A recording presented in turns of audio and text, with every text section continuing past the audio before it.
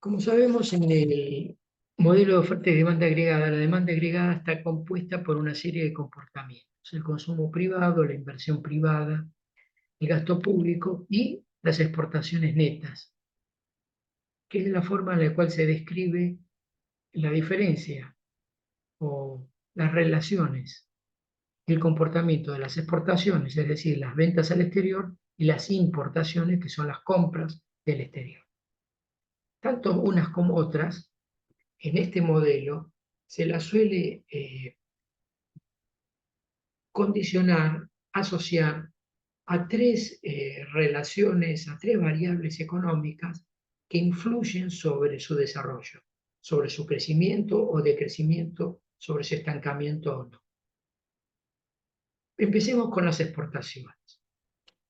Obviamente, las variables que yo les voy a mostrar no agotan el tema, simplemente como se trata de un modelo, es decir, de una construcción matemática, es una esquematización de la realidad. Es decir, hay cuestiones que no se mencionan por considerarlas obvias o porque no son tan sustanciales como la que voy a describir. Bueno, entonces, ¿de qué dependen las exportaciones de un país? Dependen, digamos, de tres variables. Vean ustedes, lo escribí así: tipo de cambio,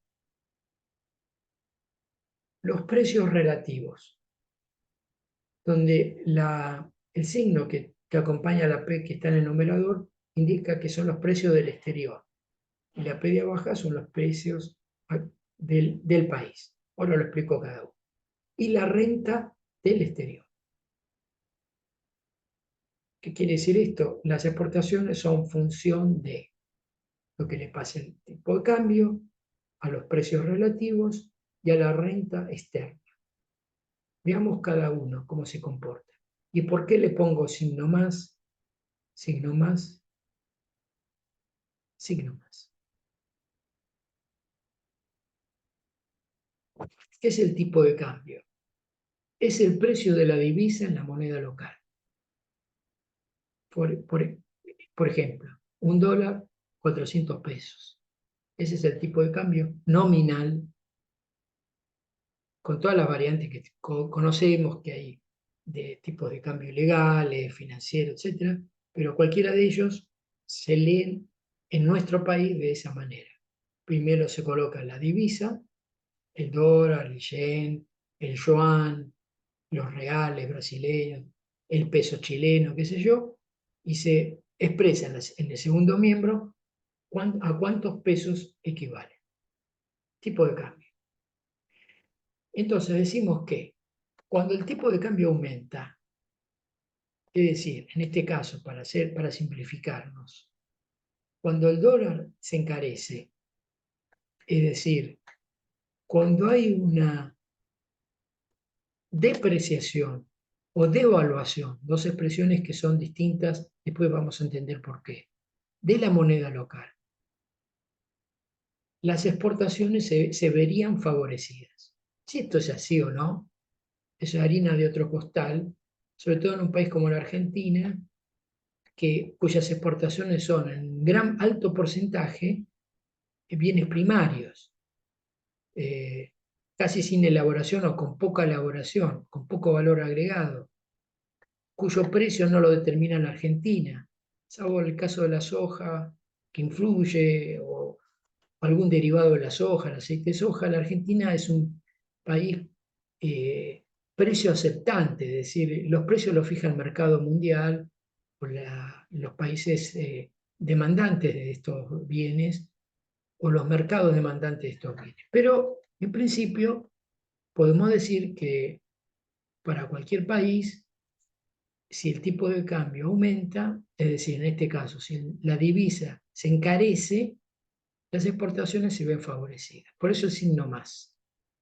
Si uno aumenta, el otro aumenta. Los precios relativos. Cualquier variable económica, cualquiera, que se compara con otra, se expresa de esa manera, como variable expresada en forma relativa, es decir, respecto a otra. En este caso, Estamos hablando de precios. ¿Qué precios? Los precios de una hipotética cesta o canasta de bienes que el país exporta, sus precios comparados con los precios que tienen esa misma canasta de bienes y servicios en el exterior.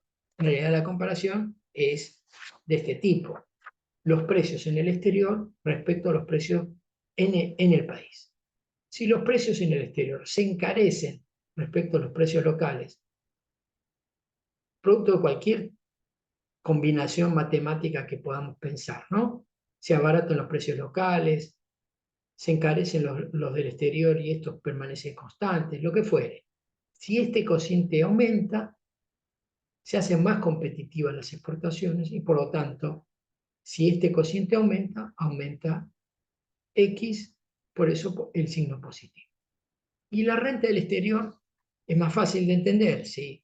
Por ejemplo, Brasil, China son países que concentran buena parte de nuestro comercio de exportación. Si en esos países la economía crece, es decir, el producto crece, la renta crece, se supone que va a haber una mayor demanda de los bienes que tradicionalmente nos demandan. ¿Qué pasa con las importaciones? Bueno, más o menos las relaciones son iguales, pero hay una leve variación que ustedes entenderán por lógica. Tipo de cambio, los precios relativos, y en este caso, esta es la variación, la que importa, en este caso, es la renta local, la renta nacional, el PBI argentino, no el exterior, porque se trata de compras que hace la Argentina del exterior.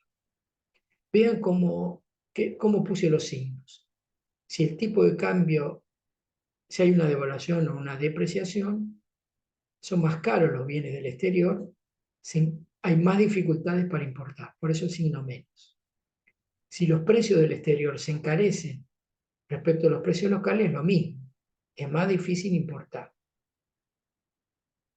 Y si, por el contrario, si la renta, el Producto Bruto argentino crece, como ya lo hemos visto, las importaciones crecen, por eso el signo más.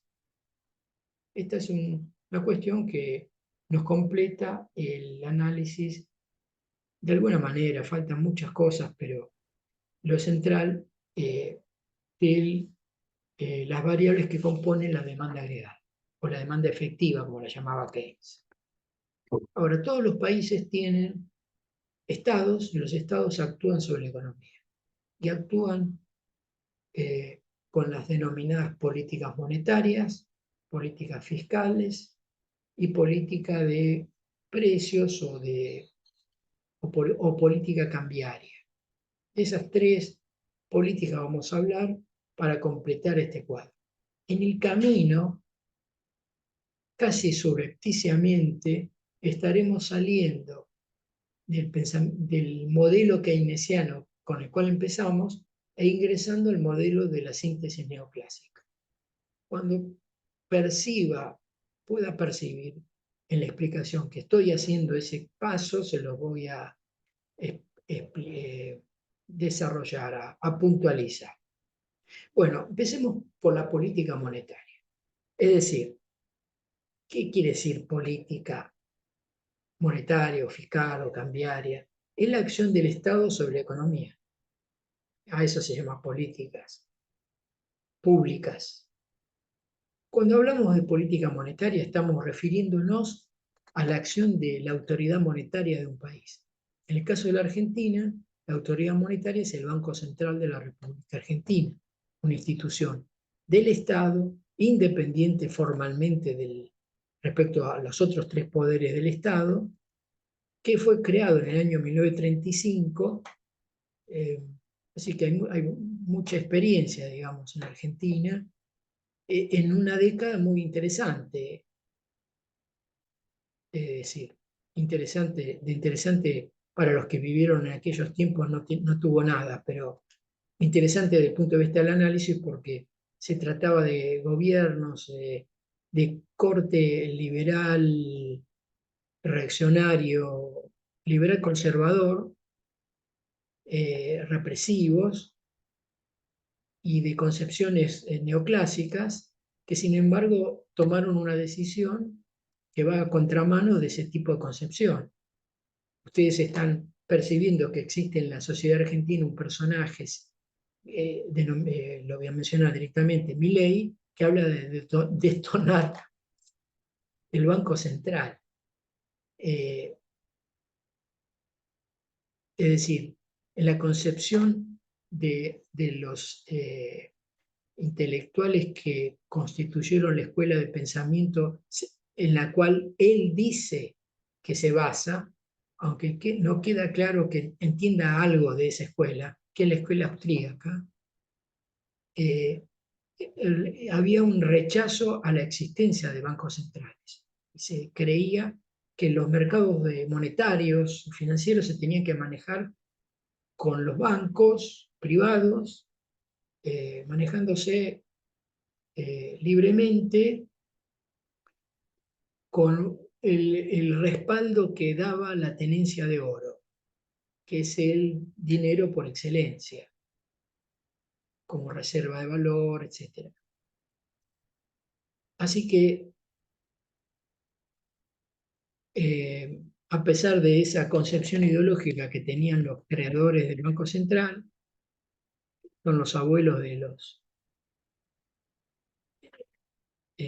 por ejemplo, el abuelo de Pinedo, del legislador del PRO, fue el primer presidente del Banco Central, se llamaba igual que el nieto. Bueno, el Banco Central pasó a ser la institución que comenzó a regir el problema de la demanda y la oferta de dinero, actuar sobre el mercado de dinero. Y como es un mercado, como les decía, tiene demanda y tiene oferta. Vamos a hablar de la demanda y de la oferta y cómo el Banco Central actúa hipotéticamente en una situación abstracta sobre ese mercado. Es el tema más, uno de los temas más escabrosos o aburridos de la economía, pero bueno, está dentro del temario. La demanda de dinero es la demanda de liquidez. Liquidez quiere decir dinero, es decir, la expresión más cercana a lo que denominamos dinero. La demanda de dinero entonces se expresa a través de la expresión liquidez. Y se dice el modelo, que hay tres formas de liquidez, que paso ahora a describir. La demanda de dinero, o sea, el deseo de tener dinero por transacciones, es una T esto. El deseo de tener dinero por precaución y el deseo de tener dinero por especulación, es una E minúscula. Veamos cada una de estas formas de demanda de dinero, qué son y cómo se comportan. La demanda de dinero por transacciones es la más común, la más fácil de entender, porque tiene que ver con el deseo del público, las familias, de poseer dinero para poder hacer transacciones comerciales, comprar, etc., pagar. Esa demanda de dinero está condicionada en función de la evolución de la renta, del producto. Es una relación directa. Si la economía crece, la demanda de dinero por transacciones se supone que tiene que aumentar. Hay una relación positiva entre ambos. Sobre este tema, uno puede retroceder todo lo que quiera en el mundo europeo, donde nació el capitalismo, porque es el primer tema que fue de preocupación de las personas que fueron constituyendo las escuelas de pensamiento. La demanda de dinero, la segunda, la demanda de dinero por precaución es más inasible de entender. Es el temor al riesgo, el temor al futuro, que hace que la gente tome seguros de vida, por ejemplo, o seguros contra incendio en una fábrica. Es decir, es una demanda de dinero motivada por el temor a lo que puede llegar a pasar. Por lo tanto, no hay una variable económica, monetaria, real, la que fuere, que podamos individualizar condicionando esta demanda de dinero. Y por último, está la demanda de dinero por especulación, que es una incorporación made in Keynes, aunque ya de esto ya había hablado Marx, pero bueno, para este modelo Marx no existe, no existió ni va a existir en pensamiento económico. Keynes sí incorporó esa idea que marxista bajo sus propias formas, acerca de que también hay interés del público, o de al menos de un sector del público, por poseer dinero para especular. Y en ese caso, se dice que esa demanda tiene una relación inversa con la tasa de interés, con los rendimientos financieros. ¿Qué es esa tasa de interés? Es un precio que surge del mercado de bonos.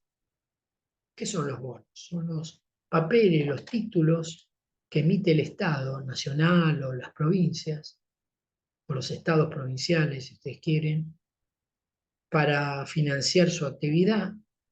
Recuerden ustedes que yo les hablaba de que el gasto público se financia con impuestos. Bueno, cuando los impuestos no alcanzan, el Estado tiene dos caminos: o crea dinero para financiar ese déficit, o se endeuda. Bueno, el endeudamiento son esos bonos. Y esos bonos, cuando se emiten, tienen en su texto, en su cara, un rendimiento, es decir, lo que pagarían trimestral, mensual, semestral, anualmente, eh, constantemente por ser poseídos por la persona, o el banco, o la empresa que lo recibe, que los compra. ¿Dónde? En lo que se llama el mercado secundario. ¿Qué es el mercado secundario? La bolsa de valores. Las bolsas de valores. Entonces, esa tasa de interés es, una, es producto de un cociente entre ese rendimiento que el bono ya tiene, que ya está establecido cuando sale, respecto al precio que el bono puede tener en el mercado secundario. El precio surge de la oferta y la demanda de bonos. Cuando la oferta es mayor que la demanda, el precio baja. Cuando la demanda es mayor que la oferta, el precio sube. De tal manera que esos cambios en los precios determinan qué es lo que le pasa a esa tasa de interés. Y lo que le pase a la tasa de interés actuará sobre la demanda de dinero por especulación, en una relación inversa. Si la tasa de interés aumenta, la gente va a querer tener menos dinero en efectivo. Si la tasa de interés baja, al revés.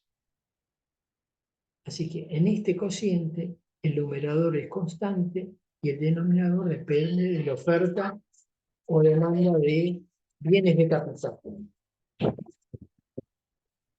Eh, entonces, esos son los tres componentes de la demanda de dinero.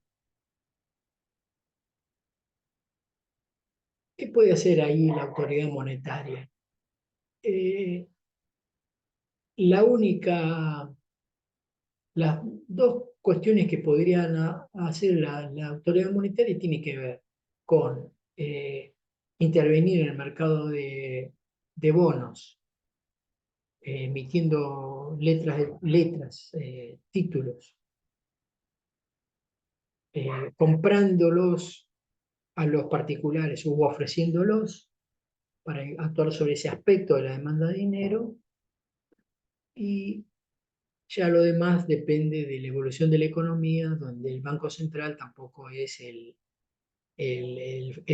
único actor que puede actuar, porque el crecimiento o decrecimiento de la economía depende no solamente del Banco Central, justamente todo lo contrario. Ahora veamos el otro componente del mercado de dinero, la oferta de dinero. ¿Cómo representaríamos esta situación? Si ustedes ven en los libros de texto, en la abscisa ponemos la cantidad de dinero y la ordenada, la oferta de dinero, que se expresa en la letra M de money, y la demanda de dinero L. La demanda de dinero tiene la forma de una curva de demanda cualquiera y la oferta de dinero tiene la forma de una función perfectamente inelástica. El cruce entre las dos, entre la oferta y la demanda, determina el precio del dinero, que es la tasa de interés. ¿Ok? Después, en el análisis, esta demanda de dinero se puede desplazarse hacia un lado o hacia el otro según factores que influyen sobre ella. Por ejemplo, si aumenta la renta, la demanda de dinero por transacciones aumenta, por lo tanto la curva se desplaza hacia la derecha. Al revés, si hay recesión. Si el temor al futuro aumenta, la demanda de dinero se desplaza. Ahora veamos, a propósito, por qué la oferta de dinero se expresa así como una función que no depende de la tasa de interés. Porque justamente la oferta de dinero depende de otras cuestiones que ahora vamos a analizar. La autoridad monetaria es el Banco Central, en el caso de la Argentina. Y el Banco Central es la primera institución que crea dinero. ¿Cómo lo hace? Como pasa ahora con los billetes de 2000, el Banco Central le encargó a una empresa local o a una empresa del exterior con determinadas medidas de seguridad fabricar determinada cantidad de billetes de 2000 pesos. Los compra, los paga, eh, y después se los remite al mercado por múltiples mecanismos que ahora vamos a ver. Ya el solo hecho de crear dinero le significa una ganancia al Banco Central porque cada billete no cuesta 2000 pesos, cuesta menos. La diferencia, que parezca mentira, entre lo que nominativamente dice el billete y lo que cuesta es una ganancia para el Banco Central. Para tratar de entender cómo actúa el Banco Central sobre la oferta de dinero, supongamos esto. Construimos una T de mayor del Banco Central para saber cómo son sus activos, cómo son sus pasivos, e introduzcamos en el camino un banco privado. Tengo acá un caso, el Banco Río, Santander Río. La T de mayor de ambos.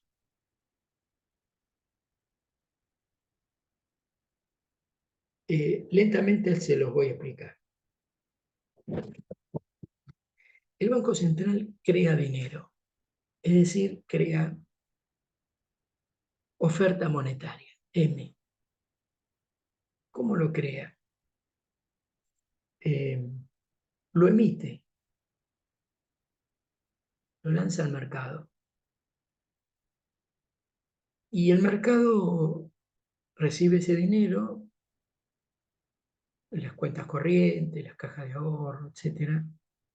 La gente hace todas las transacciones que les mencioné y en algún momento ese dinero cae como depósito justamente en el Banco Río. Para el Banco Río, como para el Banco Central, esas cantidades son un pasivo. Que parezca mentira, el dinero que una vez que entra en el mercado es una deuda que el Banco Central contrae con los tenedores de ese dinero. Una deuda que nunca se paga, pero contablemente es una deuda. Por eso aparece en el pasivo de la T.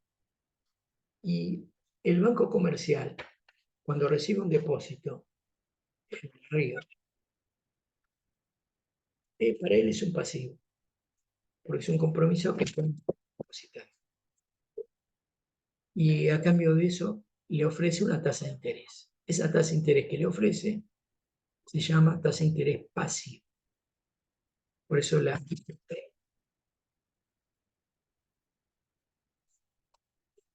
¿cuál es el negocio del banco comercial? Sea público o privado. No es este. Es con esa liquidez que recibe de los depósitos, prestarlos. O sea, dar créditos. Esos créditos, al revés, constituyen un activo para el banco comercial. Y por ese activo recibe una tasa de interés que llamamos activa. Esa tasa de interés activa siempre va a ser mayor que la pasiva.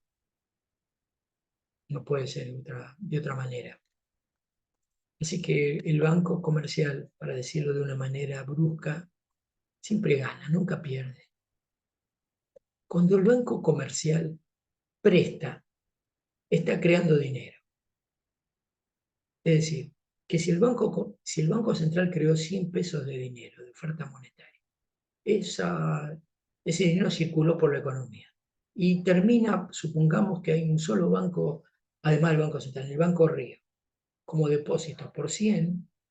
Cuando el Banco Río presta esos 100 o lo que sea, se suma lo que él prestó al dinero originalmente creado. Hay más dinero en la economía que el que creó el Banco Central.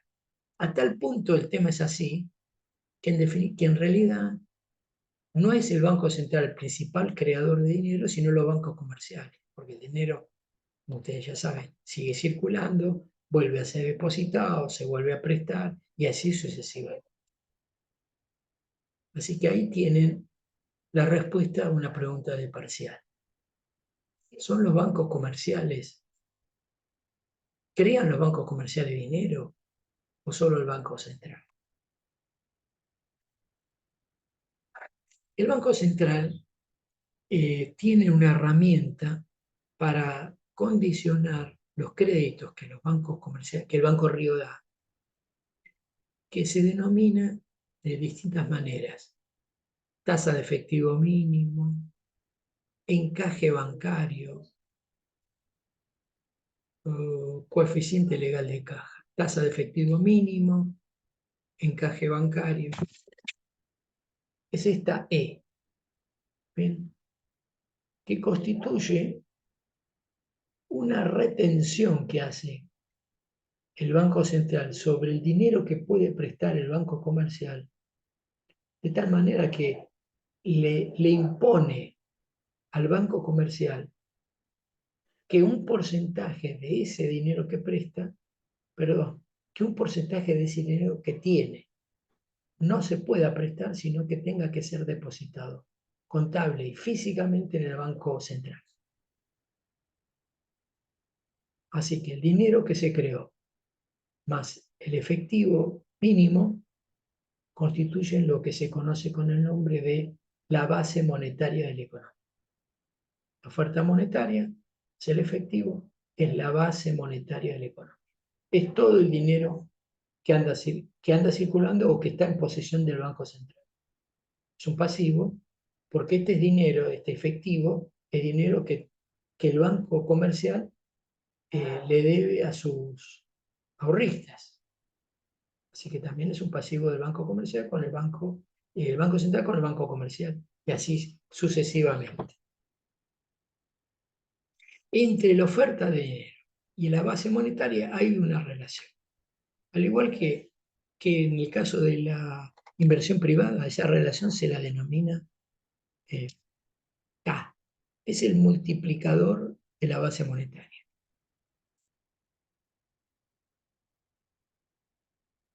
Bien, es el que entre la oferta de dinero y la base monetaria hay una relación K, un multiplicador.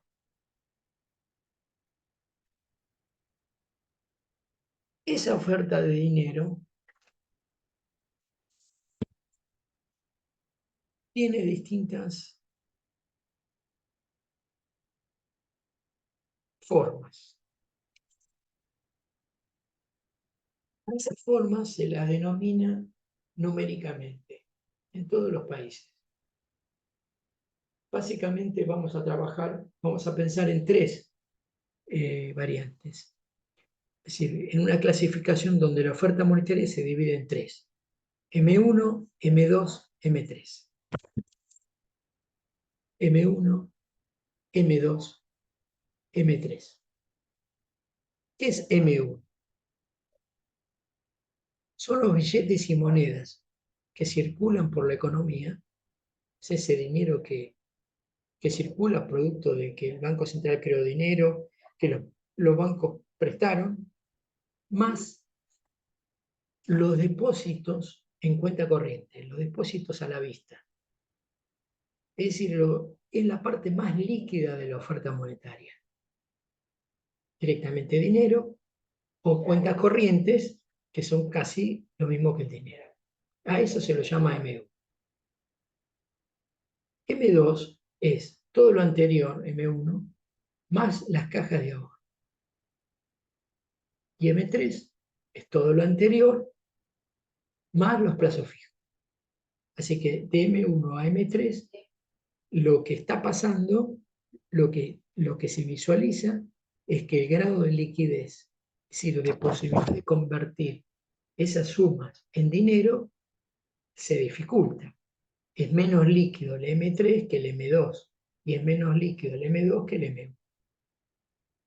Es una clasificación arbitraria que importa, que tiene como propósito hablar de que tienen los sistemas, es decir, la disponibilidad de dinero, que es la mayor preocupación que puede tener un banco y el Banco Central. Estar siempre líquidos, es decir, siempre con dinero suficiente para responder a los depositantes. Cuando no ocurre eso, vienen las crisis, como ocurrió hace poco con bancos europeos y bancos norteamericanos, que fueron a la quiebra, fueron comprados por el Estado, en algunos casos, y en otros casos por otros bancos, como pasó, creo que en Suiza, en Alemania, en Estados Unidos. Bancos centenarios que de la noche a la mañana eh, la gente empieza a desconfiar sobre su capacidad para devolver los depósitos, por el motivo que fuese, y se encuentra con que la autoridad monetaria de ese país, aunque lo ayuda dándole, porque tiene obligación, el Banco Central también, dándole liquidez para poder responder, no alcanza con esa liquidez y bueno, termina esa institución o quebrando o siendo, digamos, estatizada en el caso de los países, en cualquier país, puede pasar en Estados Unidos, pasó eso, o comprada por otra institución. Se produce el famoso fenómeno de la concentración financiera, es decir, donde había dos, ahora hay una, más grande que la anterior, que las otras dos sumadas.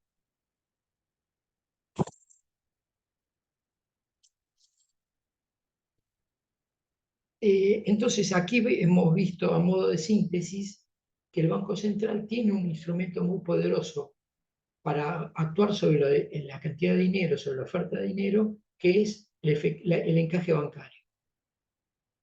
Tiene otras herramientas que voy a mencionar. Algunas están casi en desuso, pero existen. Eh, Uno de los instrumentos es la llamada tasa de redescuento. Eh, no es tan utilizado, pero existe todavía. Cuando un comerciante compra productos en el mayorista y en lugar de darle dinero le dan pagaré, es decir, una promesa de pago a cierta cantidad de días. El que recibe el pagaré no tiene dinero, tiene un papel que es una promesa de pago. Entonces lo que a veces hace es ir al banco amigo y decirle, ¿por qué no me recibís estos pagarés eh, y me lo transformás en dinero en mis cuentas? Yo te dejo el pagaré. La tasa de interés que le cobra el banco comercial a ese comerciante, ese empresario, se le llama tasa de descuento. Por ejemplo, tiene pagarés por 100.000 pesos y cobra una tasa de descuento del 2%, así que en la cuenta le acredita el dinero menos la tasa de interés que le cobró, el neto. Y con esos pagarés, el banco comercial jamás se lo queda encima al Banco Central y hace lo mismo. La tasa de interés que le cobra el Banco Central es lo que yo le comentaba antes, la tasa de redescuento. Siempre la tasa de redescuento es menor que la tasa de descuento. Así que el Banco Central tiene ahí un instrumento para incentivar que se usen los pagarés bajando la tasa de redescuento o para expulsarlo ese uso comercial del mercado subiendo la tasa de descuento, porque al subirla encarece la tasa de descuento, ningún banco comercial va a perder, es decir, va a cobrar una tasa de descuento menor que la de redescuento y por lo tanto va a rechazar en esos casos a sus clientes que vienen con pagarés. Y ahí algunos de los instrumentos, van a ver algunos repasar sin ningún problema.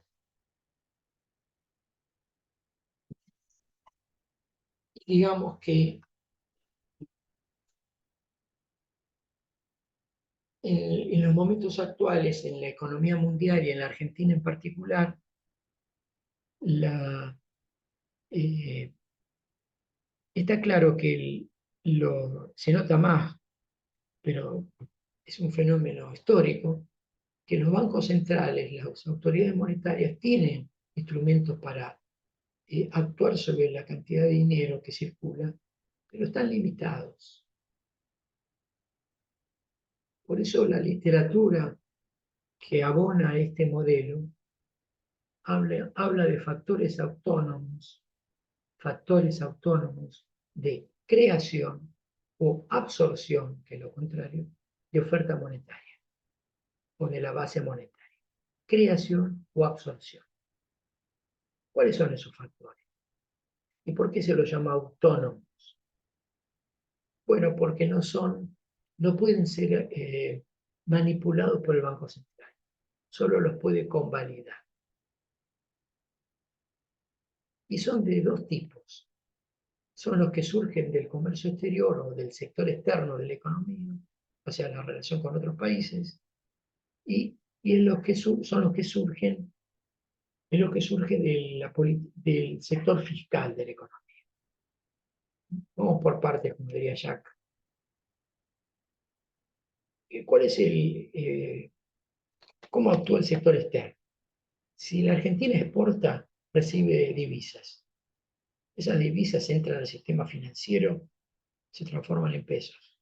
El Banco Central, al, al convertir esos dólares o la moneda que sea, la divisa que sea, en pesos, convalida la operación y está creando dinero. Cuando la Argentina importa, se hace exactamente lo contrario. El Banco Central convalida esa operación, sacando dinero del mercado y por lo tanto absorbe oferta. Lo mismo pasaría con los préstamos que se recibe del exterior.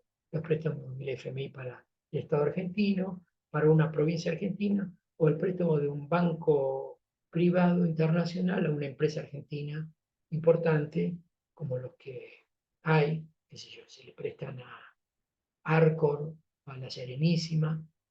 Bueno, cuando recibe el dinero es lo mismo que si hubiese una exportación. Y al revés cuando paga. Son factores autónomos. O sea, el Banco Central lo único que puede es convalidar. Y el sector fiscal tiene que ver con el hecho de que ustedes saben que Argentina en particular, pero no solo en Argentina, los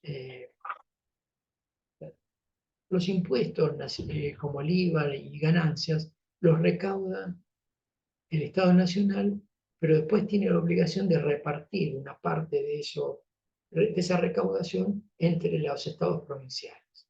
Se hace a través de un mecanismo establecido por una ley llamada Ley de Coparticipación Federal. Cada estado nacional tiene su metodología. El caso de la Argentina es ese. Hay 23 provincias, la Ciudad de Buenos Aires no es una provincia, 23 provincias que reciben una parte de lo que en realidad ellas generaron con la actividad económica que se genera ahí. Cuando el Estado Nacional recauda y le envía a las provincias, es el Banco Central, el agente monetario, financiero, que recibe la orden del Ministerio de Economía para que le envíe ese dinero a las provincias. Si alguna vez alguna provincia están lo suficientemente borrachos para devolver impuestos, bueno, se daría la absorción de dinero. El primer caso sería la creación de dinero. Como pasa en el sector externo, son factores que no dependen de la capacidad de intervención del Banco Central. Por eso se lo llama autónomos.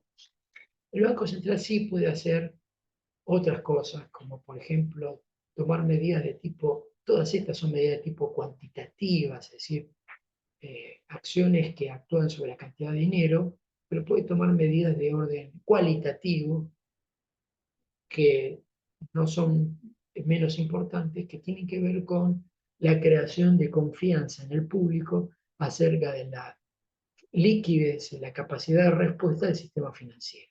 El capitalismo no puede funcionar sin sistema financiero, sin bancos, y, y si bien en alguna etapa, en diversas etapas la Argentina tuvo situaciones en las cuales el capitalismo seguía funcionando con los bancos ¿sabes? En quiebra, lo normal no es eso. Lo normal es que los bancos interactúen entre el público y las empresas, entre las empresas entre sí. Así que la gente, el público, los factores productivos, tengan confianza en que los bancos van a devolver los depósitos, los plazos fijos, es fundamental. Y el Banco Central puede realizar y hace acciones de propaganda para convencer a la gente cuando hay desconfianza a no retirarse. Porque cuando se retira, se viene el efecto de dominó. Es decir, cae un banco, después cae otro y así sucesivamente. En grandes rasgos,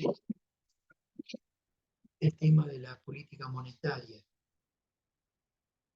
Y cuando veamos los regímenes de tipo de cambio, vamos a ver que la política monetaria no es lo mismo analizarla como lo estuvimos haciendo ahora, suponiendo que no existe prácticamente el exterior.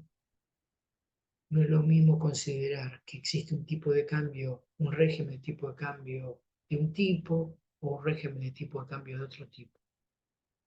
Pero para no asustarnos, quedemos ahí, omitamos esa dificultad.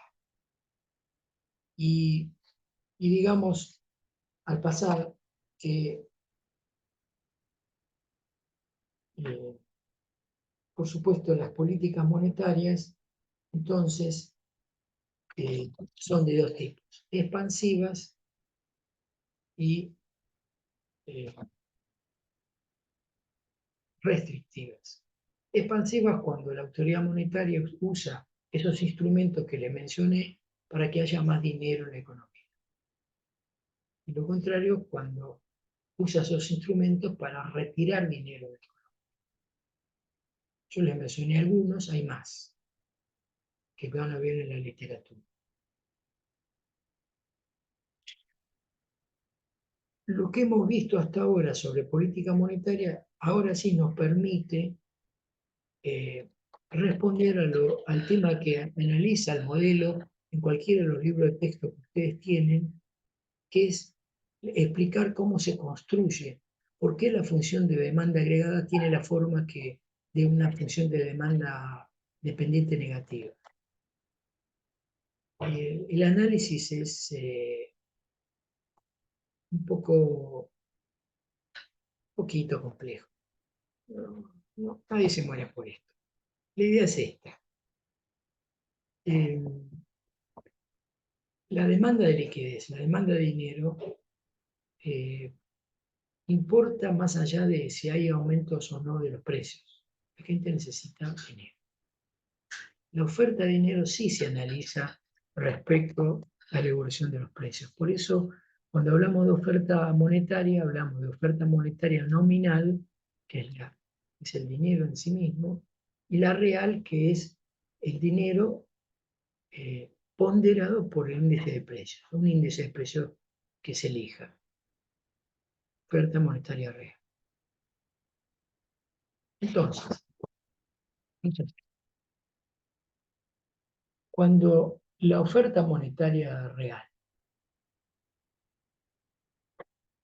como dice el gráfico, se mueve hacia la derecha o viceversa, crea nuevos puntos de equilibrio en la economía, manteniéndose constante la demanda de dinero, que no cambió el producto, se desplaza la oferta monetaria real, ya sea porque aumenta la cantidad de dinero, o disminuye, o porque suben o bajan los precios. Cualquiera de las dos variables hacen que la oferta real, monetaria real, se desplace, como forma paralela. Eso hace que cambie la tasa de interés. Si cambia la tasa de interés, eso afecta la demanda de inversión, la demanda de inversión de las empresas. Recordemos que la demanda de inversión dependía de la eficacia marginal de capital versus la tasa de interés, que es la que surge del mercado de dinero. Si hay cambios en la tasa de interés, hay movimientos a lo largo de la curva de la curva de demanda de inversión. Es decir, que cada punto de la demanda de inversión es producto de una relación entre esa tasa de interés y la eficacia marginal del capital. En función de ello, se determinan situaciones diferentes que nos permiten colegir que si la inversión privada aumenta, la demanda agregada aumenta. Si la inversión privada disminuye, la demanda agregada disminuye. Si el consumo privado aumenta, la demanda agregada aumenta. Con el gasto público pasa lo mismo, con las exportaciones pasa lo mismo, exportaciones netas. Así que un movimiento en los precios hace que la demanda agregada se vaya construyendo como una relación entre el nivel de precios y la cantidad de bienes y servicios que el público quisiera tener. Cada uno de estos puntos surgen entonces como consecuencia de algo que ocurre en el mercado monetario, que influye sobre la economía real, determinando cambios en la construcción de la demanda agregada.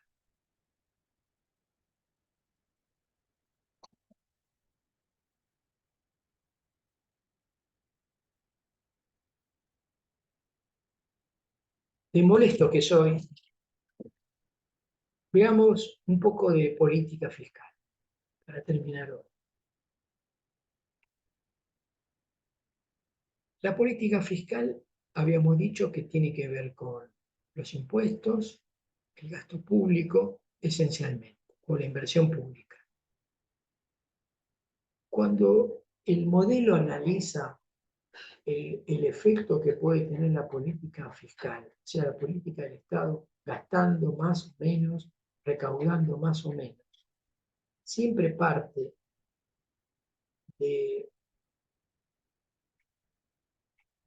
una, digamos, de una misma concepción. ¿Cuál es? Que una intervención del Estado en la economía genera desequilibrios. según la naturaleza de esa intervención, va a ser el tipo de desequilibrio que genera. ¿Cuál es esa intervención cuando hablamos de política fiscal? El gasto o inversión y los impuestos. Si, por ejemplo, como les decía antes, el gasto público aumenta, la demanda agregada aumenta. Es decir, si el Estado construye más hospitales, escuelas, caminos, la demanda de bienes de insumo a la industria crece. Y entonces se puede producir un desequilibrio macroeconómico entre la demanda y la renta y el producto. Ese desequilibrio se expresa en las empresas, en el sentido de que el Estado empezó a gastar más, se demanda más bienes de, por ejemplo, cemento, y las empresas no están preparadas para eso, porque como no hay planificación centralizada, si no estaban enteradas y estaban trabajando al límite de su capacidad, lo que va a producirse en el mercado es escasez. Esa escasez va a generar que las empresas, si tenían algo de existencia en sus depósitos, caigan esa existencia, se quedan sin existencia. Y entonces se vean obligados a aumentar la producción. Y entonces ese desequilibrio que produjo el Estado originalmente se, se, se elimina porque el producto vuelve a crecer acercándose a la demanda. Y viceversa. Si el Estado en lugar de gastar más, gasta menos, el efecto es al revés. Hay una abundancia de recursos, las empresas disminuyen la producción, cae el producto.